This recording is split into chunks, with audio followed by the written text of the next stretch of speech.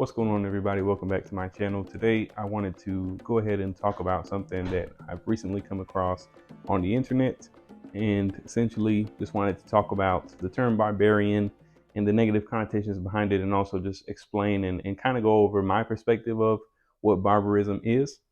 And essentially the reason why I wanted to talk about this is because recently online I have come across certain comments in comment sections of various videos depicting Asian and Native American and African civilizations, and people basically commenting that these are like uncivilized, savage tribes and stuff. And this type of rhetoric has been used for hundreds of years. It's not anything new, of course, but it is kind of insane to think that today, in this day and age, that people still have this perception of, different people from different parts of the world and things that they've contributed to the world, or the perspective that they haven't contributed anything to the world. And that's what I'm here to basically combat. See, a lot of these comments declaring that these people that are not from European Western civilizations are these brutal, savage barbarians, backwards barbarians, are often followed by claims of technological advancement and things of that nature, dealing with Western European nations and the advancements in what we consider to be advanced technology. And while nobody should really be denying the fact that a lot has been invented and a lot has been created in the West, we cannot simply say that this is the only way to be advanced. See, I believe that ancient societies, at least many of them, had things that they contributed to the world in advanced ways that may have superseded what we perceive to be the only form of advancement nowadays.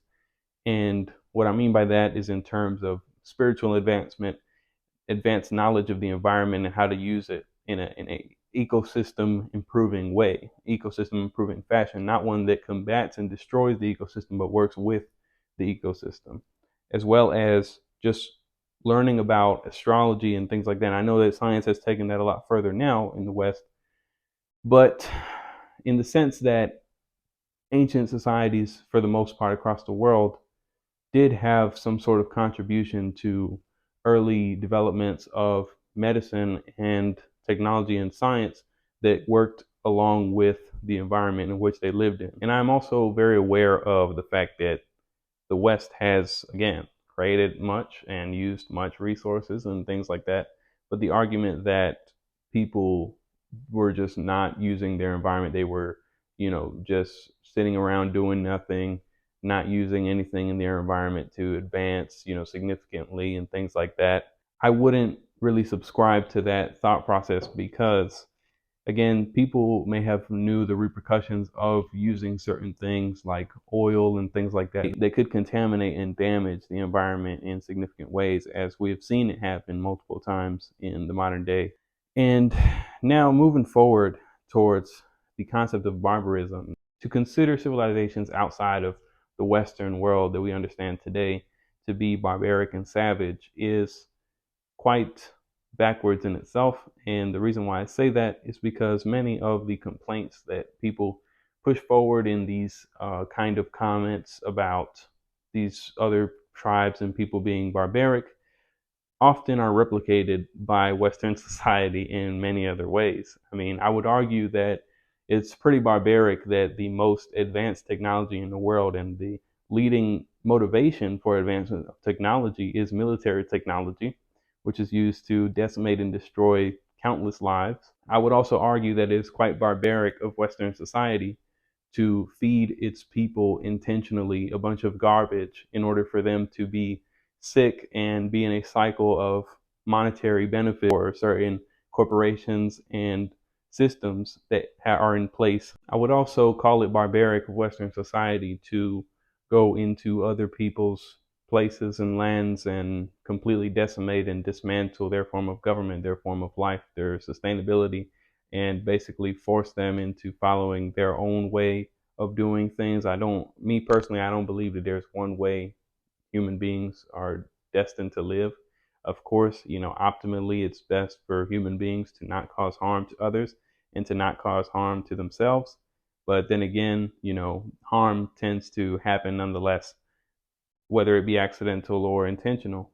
And with that being said, I don't think that every human being needs to have a social security number and a birth certificate and has to have a credit score and all of that. I think that we are capable of much more, and we can have different ways of living that don't necessarily affect, other people in the world. I would also like to clearly state that I don't believe that there was nothing wrong with any society outside of what is connected to the West. But what I am saying is that I do believe it is wrong to simply call these other ways of life and other people from around the world that have contributed in ways that are often not seen, in the sense that they're forgotten about, because most people have the problem of having historic relative syndrome, which I don't know if that's a real thing, but that's what I call it. It's basically the idea that history doesn't surpass the past 200 years, basically. So people think that history is literally just the last 200 years, and they can't seem to put in their mind further back beyond those 200 so years. And I think that's a big part of the problem, because if you don't know much about life before industrialization, before colonization, before all of these things, then you will be unaware of the fact that people of this world lived in a variety of different lifestyles and had a variety of different types of goals for life and the world. And, some people had a much simpler vision of that. Some people had a more complicated vision of that. And that is what it is. But to say that one group of people, say the ones that had a simpler way of life, are deemed as savage barbarians, and that they deserve to be conquered and treated like less than humans, is not right. And I don't think that we should carry that thought process going forward into the future. So for us to write them off as insignificant and not worthy of being told their history and all of these things is juvenile. We should not have that type of mindset about those groups of people. We should be able to appreciate what they did provide to the world, what they did bring to the world, and acknowledge what they did and what they were capable of, and try to understand why they lived the life that they lived. I mean, if we are only basing our understanding of history on simply just conquest and who has taken the most materials and used them, I mean, I don't think that that's the best way for us to kind of gain a general understanding of history. I think that it's much deeper than that. I think that, like I said previously, there is a lot that we don't really understand that maybe some of these ancient civilizations did understand. And therefore, they had some kind of contribution, some kind of advancement that could have been useful for us now.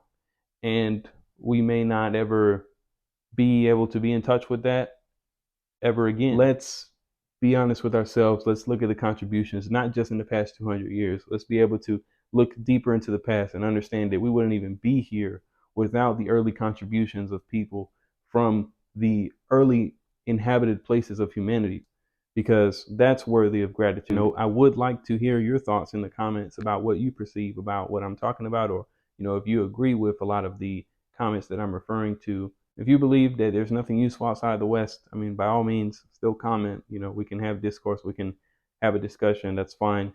If you're interested in more videos like this, talking about this concept of contributions to advancement in society and all these things, let me know down below. And thank you guys for watching.